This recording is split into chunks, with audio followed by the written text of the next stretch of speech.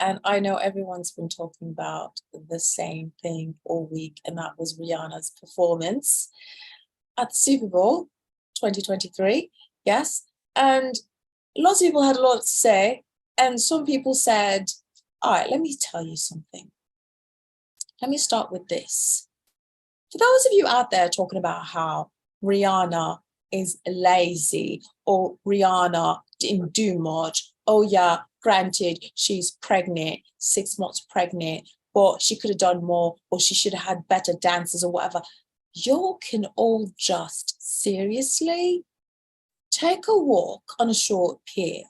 Whatever that expression is. I think that's what the expression is. Because at the end of the day, Rihanna, like all artists for the Super Bowl halftime show, do not get paid. That's number one. Usually you have something you're promoting, right? And so they figured it's such great exposure that it makes sense not to pay people. I don't know what industry that's normal. Everywhere else you'd be up in arms, right? At least pay me a little bit of a fee. But no, it's all at her own expense. And granted, she's a billionaire, but she's no longer doing music. She hasn't been, at least. And it's not like the billions came from music neither, really. So at the end of the day, you know what she did? She said, all right, if I do it, then it's going to have to be me promoting Fenty, right? Makes sense. That's what's making me my money. That's what's made me a billionaire, not you lot, right? So that whole little pause, and she looked at herself, right?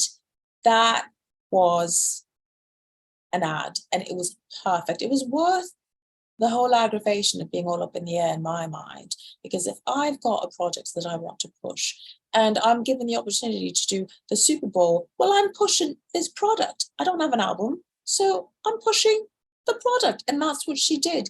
And she looked lovely, a lot of red and the white, and I heard all sorts of things and rumblings about the white was sperm and the red was like, I don't know, the egg or something. I don't know, the sperm trying to get to the egg. A whole lot of different explanations. Then people said that, oh, with her, between her and Sam Smith and the red and all this devil worshipping and all sorts of things. Yeah, that's what they're saying on the internets about the performance. But honestly, I thought it was nicely done. Rihanna was never somebody that had to overexert herself for any reason at all whatsoever. And it's not like she can't dance. It's just that she chooses not to. I mean, really, she chooses to use her body in a different way. She knows how to, move her waist, and that's what she does. And she does that really well. I mean, like, she's on baby number 2, isn't she? So clearly that waist ain't gone to waste, you know what I'm saying? So bravo for Rihanna. And of course, you've got to push out the second baby, because what? The daddy might be going to prison. Unfortunately, he's involved in a little bit of a rumble. And apparently he was in the middle of it. I don't know, but we haven't heard about it for a while. I know that he had a little bit of a scramble in Sweden. It's not that. It's something completely different, and it's on American soil, which is I don't know how he's going to get out of this one. I've not looked into what it is exactly, so I'm not here to report the news about that. And in fact, I don't care. All I care about is I would definitely like to find that red in Fenty that Rihanna had. Loved it. It was bright. It was creamy. I loved it. So, Rihanna, great job. We love you. You can do no wrong. And you know what? It's smash after smash hit after smash hit after smash hit. She said, I've got so many, hit songs. I don't need to do nothing. And I don't blame her. I mean, think about it. I remember when I went to see Drake, He literally did nothing. He wore a black t-shirt and black jeans and stood there. No dancers, no set decoration, nothing at Madison Square Garden. So yeah, them's the people that are saying, I've got hits. You're coming to see me anyway. I ain't got to do nothing. Why am I going to break a sweat? I'm just going to make sure that I deliver really well. She made sure she sang. I know there was a debate about that, whether there was a track or whatever. She ain't getting paid, people. All right, I've said enough. I've said enough about that. And so we're going to continue on, and we're going to look into what is it that is going on this week, right? Who do I want to talk about? Oh, okay. So here's the thing. Here's the thing, people.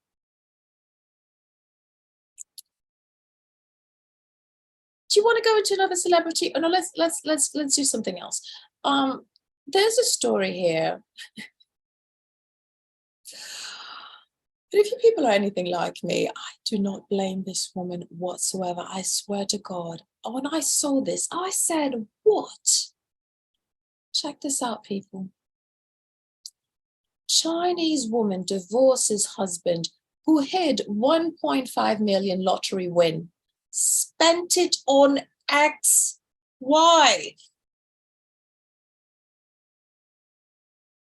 Okay. Let's read the rest. A Chinese man who had 10 million yuan, approximately $1.5 million in lottery winnings from his wife, is being divorced and sued for a portion of the prize pool. Of course. On February 1st, a court in Wenzhou, a city in China's Zhejiang province, ordered the man surnamed Zhu to pay his now ex-wife 2/3 of the money for going to great lengths to hide his winnings for 2 years. Promptly after the money was received in his bank account, he presented 2 million yuan, approximately $300,000, to his sister. Then several days later, Zhu helped his previous wife buy an apartment with 700,000 yuan, approximately $100,000. But I'm stuck in this marriage with you, right? And I ain't getting zilch. Yeah, that ain't happening. No. First off, I'm going to make you pay. You give me some of that money, because if it wasn't for me, you wouldn't be able to leisurely buy yourself a lottery ticket, because I made that possible. Yes, I did. And I'm in this marriage and we're equal partners. And then the fact that you have the audacity to go out and give the money to your ex, your sister, I understand. Still should be a discussion between a couple, right? So upon hearing about the case, Douyin users began expressing their own opinions about Zhu deception. So Douyin is obviously like some sort of platform in China where people can voice their opinions, right? So it says here, under Chinese law, the money given to Zhu's sister and ex-wife was part of the couple's common marriage property. Indeed. The dumbassery. Seriously. What? Although Lon went to court in hopes of receiving half of the couple's common property, she was able to secure more than she wished for. 2/3. Yeah. For the audacity. She didn't just get half. She got 2/3 for the audacity. So she got 2.7 million yuan, which is $400,000. Zhu had allocated for his sister and ex-wife. Wow. The 10 million yuan prize has only deepened the rift between these two people. Understandable, one person commented. And then the other person commented, he used the couple's common property to buy a lottery ticket. That's right, that's exactly what I said. And won the top prize. He wanted to enjoy it alone and with his ex-wife. Goodness gracious. I'm done with that. Yeah, I was disgusted. I was like, no, my friend, no. And it's you know, it's one of them things where you wind up realizing that people don't understand the whole concept of what's yours is mine and what's mine is mine. Where have we gone wrong? Do you understand? I think it's just not clear for a lot of men that what's yours is yours. No, sorry, that's wrong. What's yours is mine, is what's mine is always mine. Always. And so there you go. I'm sure you're all thinking, yeah, not cool. And I agree with you. So now, as much as I hate to talk about them people, I've got to talk about this. I really do. I mean, let's do this. When I say them people, I mean celebrities, because I mean they're just like you and me, right?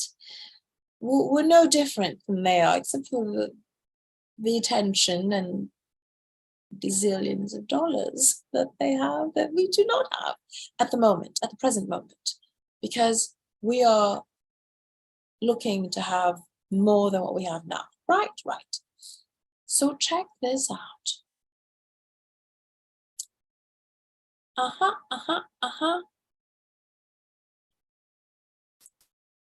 It says here. So have you guys heard about, wait, let me stop sharing. Okay, so you've heard about Leonardo DiCaprio, right? Leonardo DiCaprio, right? You've heard of Leonardo DiCaprio and how he's been said to only go out with women who are 25 years old and younger, or by the time you turn 25, he lets you go. And I've heard a lot of people debate about this and say, oh, that's horrible. How could he do this? It's ageist, whatever. But you know what I think? I see it completely differently. I think he's doing them a service. The worst thing that can happen in your life is to be with a man in your 30s, 20s, all the way to your 30s, just for him to let you go. And your eggs are completely struggling. Do you understand? So in my mind, he's letting go of women while they're still in their fertile years. I think this makes sense. But although in the spirit of, let's be real, he tends to date more on the Caucasian spectrum, right? The white spectrum. And unfortunately, this is all scientific, and I'm not trying to be, flip or whatever, or insulting, but there is an expiration date for the lighter toned people. It's just how it is. And I'm wondering if he knows that, like by 25. You know what I mean? And, but again, you're 25, you still have some good years, you can go and find yourself an actual man who wants to have an actual long-term relationship, right? And these women are just playing around, and it's good for their careers. They're being seen with Leonardo, and that's good for them, right? So cheers, Leonardo. I like that you're doing that the way that you're doing it. I don't think you should change. But here's something that they're saying that he said. I don't know if he said this. This is what the Daily Mail is saying. They're saying that here, right here, exclusive. I hate these commercials. It really bothers him. Leonardo DiCaprio is desperate to ditch his reputation for only dating women under the age of 25 and wants a real mature romance like the one he had with Camilla Marone. I don't know who that is. I don't care. And I think it's funny because now we're supposed to look at Leonardo DiCaprio as more than a fuckboy. Oh, excuse me. As more than an F-boy. No. That's what he is. Every Coachella, he goes there, he puts a little hat so nobody recognizes him, or a mask, depending on what area we're in. And he does his little F-boy dance, and that's what he is.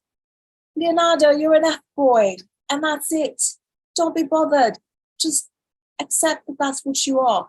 But you know what's something that TikTok is an amazing thing. TikTok has a different take on it. It's a bit sinister. I don't know if I should talk about it, but they're saying on TikTok, not me, they're saying that perhaps it's his childhood. You know, he was a child star. And when things happen a little too early in your life, you're exposed to too many things early in your life, you're kind of sort of maybe shut down when it comes down to, you know, serious relationships. That could be it. But TikTok is also saying that Busta Rhymes, you know, threw that drink on a woman who pinched his butt because he might have PTSD from when he was a child. So I don't know. TikTok says a lot of things. TikTok says a lot of things. So who knows, right?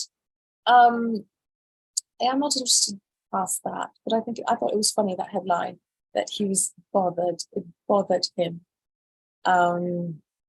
Yeah. So now, this is really interesting. I'd like to know more about this. So also on the Daily Mail, a dog behaviorist says he put a list together of like the least affectionate breeds. Sorry. Oh my gosh, my brain sometimes gets a little lost in things. But here it is. Let me get it together. You know, sometimes I get lost in the own thoughts, yeah? I'm like, what was I doing? Okay, I was sharing screen. It's just a lot of labor. I say this every week, but it really is, isn't it? All right, it says here, I'm a dog behaviorist, and these are the 9 least affectionate breeds. So is yours on the list? I'd like to know. Cane Corso. I might have guessed. They're big dogs, isn't they? They're real big. But they're majestic in a way. Poodle. Okay. Well, Coco's a poodle. And what shall I say? Oh, she's a toy poodle. So should I say, no, she's not. She likes to sit next to me, but she's not like all over me. Like, please, please, please. No. She wants to sleep in the bed, and that's a no. We do not let Coco sleep in bed. But, interesting.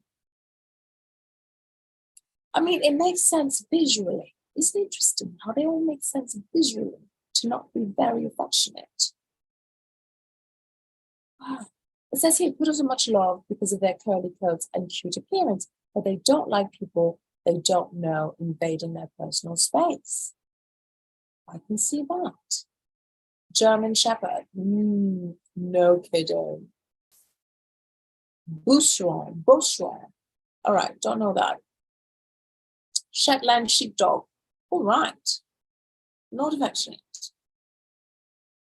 So the Shetland Sheepdog can need extra help to build up their confidence, but the good news is they're easily trained. So you can't go wrong with that. Afghan Hound. Ooh. Like poodles, Afghan hounds are rather proud of themselves and don't like strangers petting them. They always get these elaborate, like, grooming things happening to them. That's interesting. The very dogs that people go a little bit crazy when it comes to the, grooming, don't like to be touched or pet. I think that's fascinating. The Senju, they like that dog. Okay. It's more like a cat than a dog. Interesting. All right. Riot.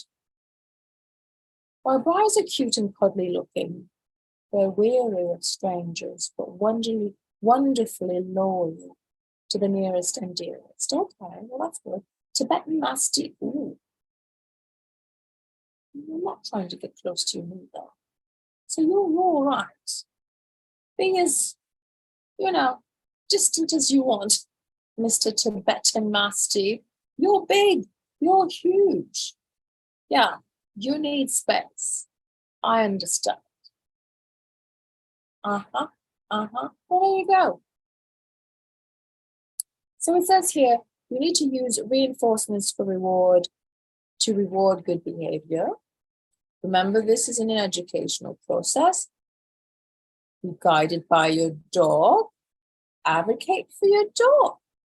All right. I think we've all learned something today, right? Isn't that interesting? I thought that was interesting. You know what I wanted to do? I wanted to look at the fashions of, so you know, Vivienne Westwood died. And, well, she is like the quintessential designer associated with punk, right? And I think people went there dressed in a lot of her fashions. So I think that's interesting. I'm not sure I wanted to at first. And then I lost the desire because I just realized it might bore me quite a bit. So, do you know who they showed? This is interesting. What's his name? Do people know this man? Richard E. Grant. Look at this man. I mean, that's brave. You can't go wrong in Vivienne Westwood, really. Again, in the Daily Mail. They're my daily source. But look at him. He dressed really for the occasion. So it says here, Richard E. Grant pays tribute to Vivienne Westwood at a memorial as he attends wearing a hat gifted to him by the late fashion designer. Now look at the hat.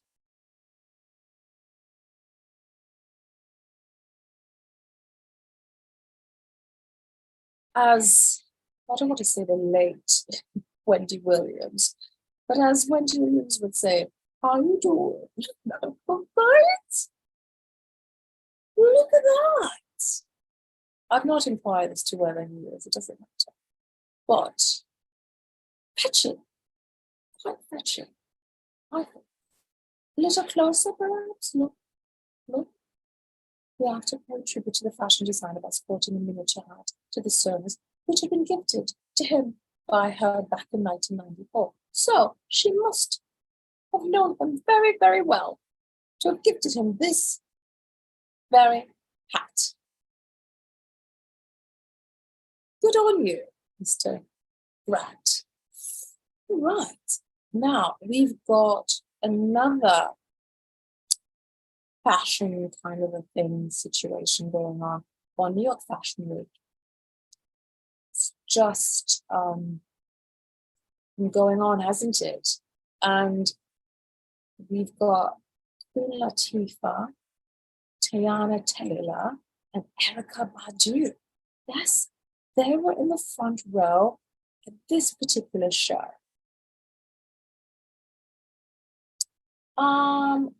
Thom Browne in Fashion Week. So I don't know this particular designer, but look at this. So the theme is prints. Teyana, for example, contrasted her tartan with an intricate floral motif. You're supposed to be mixing a lot of prints together. I love a good mix of prints. Look, I'm printed today. I would have loved to mix this with maybe like some sort of, I don't know, Scottish kind of a scarf, maybe like a red Scottish scarf or whatever.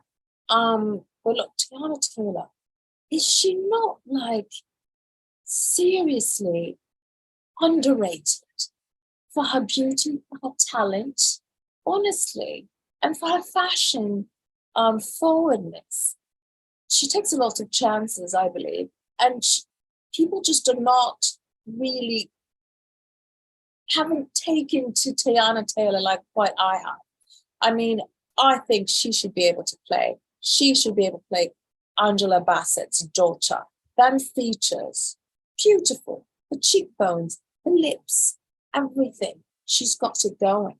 I think Teyana Taylor, for me, is like a classic beauty, really, that has not been allowed to really bloom, or people have not recognized it on a grand stage. I think some people get it, but they gloss over it. And I'm like, don't gloss over Teyana Taylor.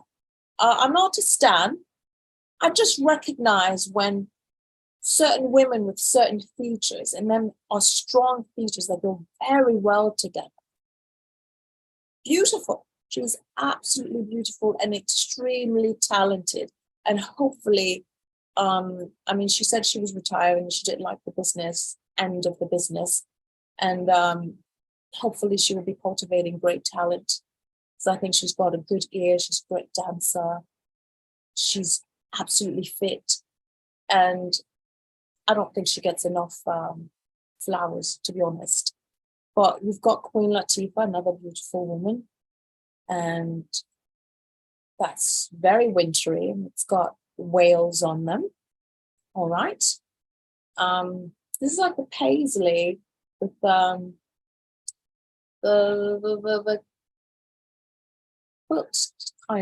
kilt kind of a Scottish thing. What do you call it? I forget. And then you've got Erykah Badu, who's got the, as the Dominicans would say, the rolos, right? The rollers in the hair, which is very much the, what you call it, housewife of 1950s kind of a look, with the silk scarf, that pattern mixed with this pattern, which is very much in keeping with the theme, really. I love it. Look at the Teyana purse. It's a little doggy. Look at that. Loving it. Loving it. Okay, this is a video of them coming in, eh? Oh my gosh. She's very rusky, Latifah. Very rusky in this. I like it. I like it a lot. Yeah. Oh, look at Erika Badu and Teyana Taylor together. That's nice. Oh, look at the hair and everything. Loving it. Loving it. Let's do even, well, I don't know who them peoples are, but look at them. Oh, that's Jesse Williams, isn't it? Oh, I've got to tell you about Jesse Williams. I've got something to say about him. Pusha T, don't know him. That must be his new girlfriend, because look, his leg is crossed towards her and her leg is kind of crossed towards him. So they're together. You're going back to black, Jesse. And I go back to black. I love you so. Jesse Williams had a little bit of a crisis. He went very, very bad after the Black Power speech he made. I think the NAACP Image Award or whatever. He went totally white. After white, after white, after white. And now we're back to black. So I think I'm going to end with Jesse Williams. I had a little bit of something to say about him. It's just a little bit of talk, really. It's something that I've thought of in my head. So apparently Jesse will, oh, look at that. He's looking normal. He's not doing it for me. Sorry. Oh, Baranski. I love that woman. Christine Baranski. Ooh, talented woman she is. And she's just got that thing about her. I love Christine Baranski. And who's this man? All right. Oh, I think that was the Pusha T guy. Is that? Yeah. Oh, wait. I'm not sure. Okay, Anne Wintour. She did the blue. All right. Oh, that's the print in there. Okay. Oh, loving that. Mixed match. Okay, Whoopi Goldberg. Whoopi Goldberg. We got what's his name? What's his name again? Lil Nas X, yes. And who's she again? Karolina Kurkova. Oh, and then that's what's his name? He's married to what's her name? Yeah. All right. There you go. Oh, Lily Allen. He's married to Lillian. Do you know they live in Brooklyn? They live in like a brownstone in Brooklyn, or a townhouse in Brooklyn. And like everybody was like, Lily Allen ain't Lily Allening. Because we know Lily Allen for being like absolutely like out there, bonkers, daft, whatever you want to call it. And here she was describing a house and not Lily Allening. She's very posh, very normal. It's weird. It's odd. But yeah, he's married to her. And here the people are laughing. I don't know these people. I don't know. Asiatic. Don't know who these are. K-pop. Yeah, makes sense. K-pop. All right. Hopefully they're Korean as well. Yeah. There's that Pen Badley. He's hot. So a lot of people talk about how some people were saying that you so white, something like that. Only white people do things like that in terms of like killing people and putting them in little pieces. Well, you know, yeah. But Pen, he's a mixed fella. He ain't completely one color. I'm just saying, I've looked everywhere, but that's what I know. Pen is got a mixture, just like Jesse Williams. And my theory about Jesse Williams. So Jesse Williams actually is in a new movie. Right. And guess what? Just in time. Why? Because he'd already settled his child support case with his ex-wife while he was on Broadway, making what? Less than $2,000 a week. And so, yeah, he quit Grey's Anatomy, went on Broadway and said, I'm going to be Broadway actor. Right. So he wouldn't have to pay a lot of child support. That's my theory. That's my opinion. My opinion. Mine alone. But that's what I think. And so when he was making a salary of like $2,000 a week, he figured, oh, that's when I'd like my child support reduced, right? And it got reduced, obviously, because he's not making money. And so he does that for a while and boom. Now he's in a movie. All right. He must have figured out how to put together an LLC or something, shell company, to get that money transferred in there so he doesn't have to pay child support. That's just wrong. That's just wrong. My opinion. That's all my opinion, and it's based on my observation. That's it. But that's all I've got to say for today. And I've got quite a little bit of an itchy neck. I haven't talked about animals. Teyana Taylor's little purse was animal-like, wasn't it? I did. I talked about the dogs. I did. But thank you. Thank you for coming.